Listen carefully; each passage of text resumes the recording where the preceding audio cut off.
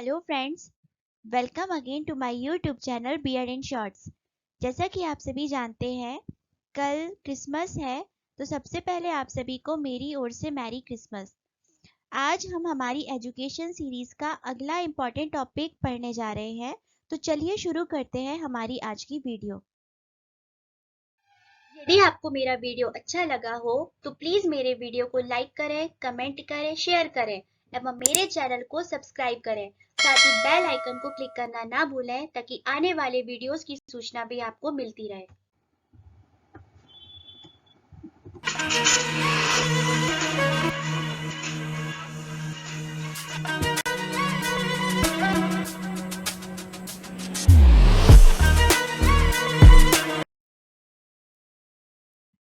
आज का हमारा टॉपिक होगा कुठारी आयोग। अभी तक हमने राधा कृष्णन आयोग, मुदालियर आयोग पढ़ लिया है। अब तीसरा आयोग जो हम पढ़ने जा रहे हैं वो है कुठारी आयोग। कुठारी आयोग कुठारी आयोग के बारे में एक इंट्रोडक्शन स्क्रीन पर दिया हुआ है। इसको अपन सरल शब्दों में समझने का प्रयास करते हैं। पहला है, जैसे सन 1964 में विश्वविद्यालय अनुदान आयोग के तत्कालीन अध्यक्ष श्री दौलत सिंह कुठारी की अध्यक्षता में कुठारी आयोग का गठन किया गया था। कुठारी आयोग को हम शिक्षा आयोग भी बोलते हैं, जो कि 1964 से 1966 तक इसका समय काल रहा था।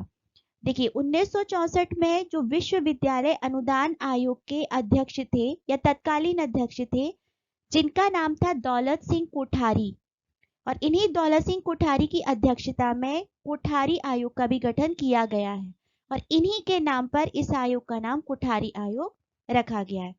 आयोग ने 1964 में अपनी रिपोर्ट सौंपी थी और इस आयोग ने भारतीय शिक्षा के सुधार के कई महत्वपूर्ण सुझाव प्रस्तुत किए थे। यानी इस आयोग ने ये बताने की कोशिश की थी कि भारतीय शिक्षा में शिक्षा से जुड़े वो कौन कौन से अहम मुद्दे हैं जिस पर हमें सुधार किया जाना है या हम कर सकते हैं। इससे रिलेटेड रिपोर्ट इन्होंने पेश की थी। अगला है, कोठारी आयोग ने शिक्षा के सभी स्तरों पर विस्तृत अध्ययन करते हुए सिफारिशें की। यानी कोठारी आयोग ने शिक्षा के जो बहुत सारे स्तर हैं, जैसे प्राथमिक स्तर है, माध्यमिक स्तर है, उच्च माध्यमिक स्तर है, इन तमाम स्तरों को लेते हुए मतलब उस पर पहले स्टडी की और फिर स्टडी करते हुए उन्होंने अपनी अपनी सिफारिशें या सुझाव प्रस्तुत किए थे।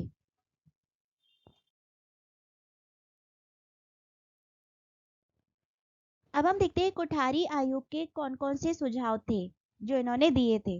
पहला है, स्नातक शिक्षा हेतु 10+2+3 प्रणाली लागू की जानी चाहिए।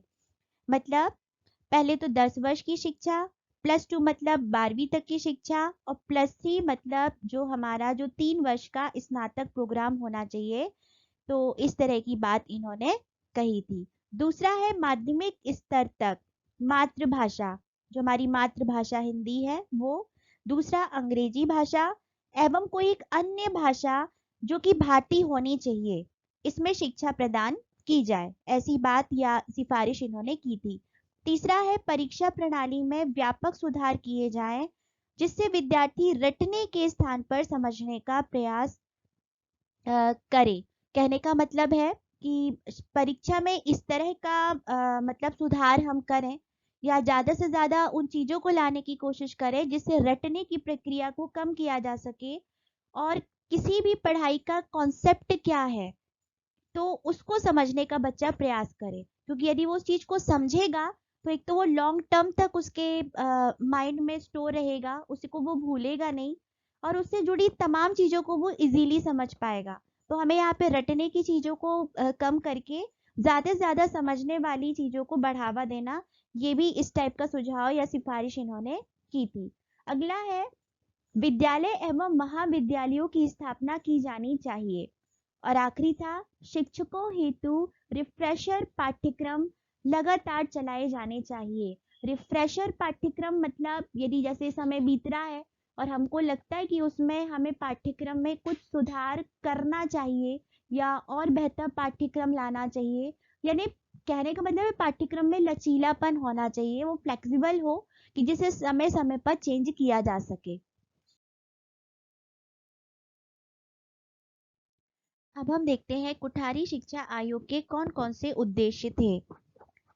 पहला है, स्वतंत्रता प्राप्ति के पश्चात भारत सरकार ने देश की परंपराओं एवं मान्यताओं के अनुरूप आधुनिक समाज की आवश्यकताओं और आकांक्षाओं को ध्यान में रखकर राष्ट्रीय शिक्षा प्रणाली का विकास करने का प्रयास करना। मतलब जब हमारा देश आज़ाद हुआ तो जो हम बोल सकते हैं भारत सरकार है, वो एक ऐसी शिक्षा प्रणाली लाना चाहती थी या एक शिक्षा का एक ऐसा स्ट्रक्चर तैयार करना चाहती थी जिसमें जिसे पढ़कर लोगों का एक टाइप से हम बोल सकते हैं कि मॉडर्नाइजेशन हो, वो बहुत सारी चीज़ों को जाने समझें, बट वो शिक्षा किसी की भी मान्यता या किसी की भी परंपराओं को नुकसान या ठेस पहुंचाने वाली ना हो। तो हमको एक ऐसी शिक्षा प्रणाली के बारे में विचार करना था और यही इसका एक उद्देश्य था। अगला है, स्वतंत्रता प्राप्ति के समय से भारत ने राष्ट्रीय विकास के नवीन युग में प्रवेश किया। इस युग में उसके लक्ष्य थे, मतलब अब चूंकि हमारा देश आज़ाद हुआ है, अब हम चाहते हैं कि हमारा जो राष्ट्र का विकास हो एक नए तरीके से हो, उसमें बहुत सारी अच्छी अच्छी बातें हों। और वो कौन सी बातें होनी चाहिए, जैसे है शासन और जीवन के ढंग के रूप में धर्मनिरपेक्ष लोकतंत्र की स्थापना करना। यानी धर्मनिरपेक्ष यहाँ का लोकतंत्र हो, जहाँ किसी भी जाति धर्म और ये ऊंच नीच ये टाइप की भावना हमें देखने को ना मिले और सही ढंग से लोगों को जीवन जीना वो सिखाए, एक ऐसी शिक्षा होनी चाहिए। अगला है, जनता की निर्धनता का अंत। शिक्षा एक ऐसी चीज है जो निर्धनता को दूर कर सकती है, क्योंकि हर व्यक्ति यदि शिक्षित होगा तो हर व्यक्ति अपने आप में कैपेबल होगा, चाहे वो बिजनेस कर ले, चाहे वो अच्छी रोजगार ले ले, वो किसी भी फील्ड में जा सकता है। तो जनता की निर्धनता का अंत करना भी इसका अगला उद्देश्य था। अगला है, सभी के लिए रहन सहन का उचित स्तर तैयार करना। इजी सा लाइन है। अगला है, कृषि का आधुनिकीकरण। भाई कृषि का आधुनिकीकरण बहुत जरूरी है ताकि हम नए से नए यहाँ पे मशीनों को लेके आए, नए से नए उसके लिए अच्छे कृषि को कैसे बेहतर बना सकते हैं उसके हम उपाय ढूंढ सकें, इसलिए कृषि के आधुनिकीकरण पर भी बल दिया गया। अगला है, उद्योगों का तीव्र विकास। ज्यादा से ज्यादा उद्योगों का विकास हो सके, ज्यादा से ज्यादा इंडस्ट्रियलाइजेशन हो सके, इस पर विशेष ध्यान रखा गया। और अगला पॉइंट था, स्वतंत्रता प्राप्ति के बाद सभी स्तरों पर शिक्षा का विकास हुआ है। मतलब चाहे प्राथमिक लेवल की हम बात करें, चाहे हम माध्यमिक लेवल की बात करें, चाहे हम उच्च माध्यमिक लेवल की बात करें, हर स्तर पर शिक्षा का विकास हमें आजादी के बाद देखने को मिला है। इसके बावजूद शिक्षा के अनेक अंगों के प्रति व्यापक असंतोष है। फिर भी हम जैसा एक आउटकम चाहते थे वो हमको नहीं मिल पा रहा था। जैसे 14 वर्ष के आयु के बालकों हेतु निशुल्क एवं अनिवार्य शिक्षा व्यवस्था लागू नहीं की जा सकी थी, ये इसकी समस्या थी। तो इसको भी पुनः अपन बोल सकते हैं चालू कराना या इसके अपने मुकाम पर पहुंचना इसका अगला एक उद्देश्य था।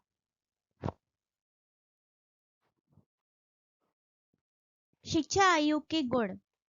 अब हम देखते हैं शिक्षा आयोग में कौन कौन से गुण थे। पहला है, जन शिक्षा प्रचार एवं प्रसार के लिए व्यवहारिक शिक्षा का स्वरूप प्रस्तुत करना। मतलब शिक्षा व्यवहारिक होनी चाहिए और ऐसी शिक्षा का ही हमें प्रसार करना है जो व्यवहारिक हो, मतलब केवल रटने वाली ना हो।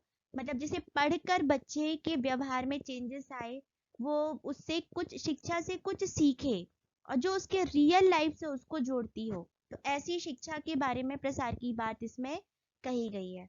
तो इसका मुख्य गुण था। अगला है, वैज्ञानिक प्रयोगों एवं अनुसंधानों को शिक्षा के क्षेत्र में उपयुक्त प्रदान करना।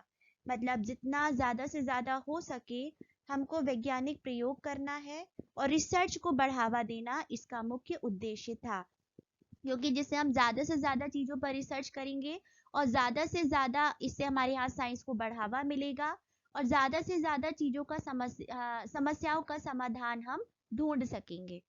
अगला है, शिक्षा पर और अधिक धन व्यय करने की सिफारिश इसमें की गई है कि शिक्षा पर जो भी धन व्यय किया जाता है वो ज़्यादा से ज़्यादा किया जा सके, जिससे हम शिक्षा को और ज़्यादा बेहतर बना सकें।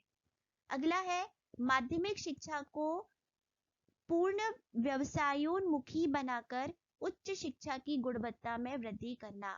मतलब माध्यमिक शिक्षा है उसको व्यवसाय पूर्ण बनाना चाहिए, जो लोगों को व्यवसाय के लिए तैयार करे। जैसे जब बच्चा वहां से पढ़कर निकले तो वो उसको कोई ना कोई व्यवसाय के लिए तैयार करे, चाहे जैसे कृषि विभाग अपन बोल सकते हैं, साइंस के लिए अपन बोल सकते हैं, जैसे अच्छा बच्चा इंजीनियर बन सकता है, एग्रीकल्चर डिपार्टमेंट में जा सकता है, मेडिकल फील्ड में जा सकता है। तो ऐसी शिक्षा की बात कही गई है जो बच्चों को व्यवसाय के लिए तैयार करे। अगला है सभी छात्रों को प्रजातांत्रिक समानता के अवसर प्रदान करने हेतु आवश्यक सहायता प्रदान करना। ये भी इसका एक मुख्य गुण था। अब हम देखते हैं कोठारी शिक्षा आयोग में कौन कौन से दोष थे। पहला है शिक्षा आयोग के प्रयासों के फलस्वरूप बेसिक शिक्षा का स्वरूप पूरा समाप्त हो गया था। ये इसकी पहली दिक्कत थी। दूसरा है अंग्रेजी भाषा पर अतिरिक्त बल देने से भारतीय भाषाओं का विकास अवरुद्ध हो गया। यानी इंग्लिश भाषा को, इंग्लिश लैंग्वेज को हमने थोड़ा एक्स्ट्रा उस पर बल दे दिया गया, जिसके कारण भारतीय भाषाओं का उतना डेवलपमेंट नहीं हो पाया जितना होना चाहिए था, उनका महत्व कम हो गया। अगला है संस्कृति अध्ययन की पूर्ण उपेक्षा की गई है। मतलब इसके कारण हमारी जो संस्कृति है वो इसका जो अध्ययन हमको कराना चाहिए था वो थोड़ा पीछे रह गया।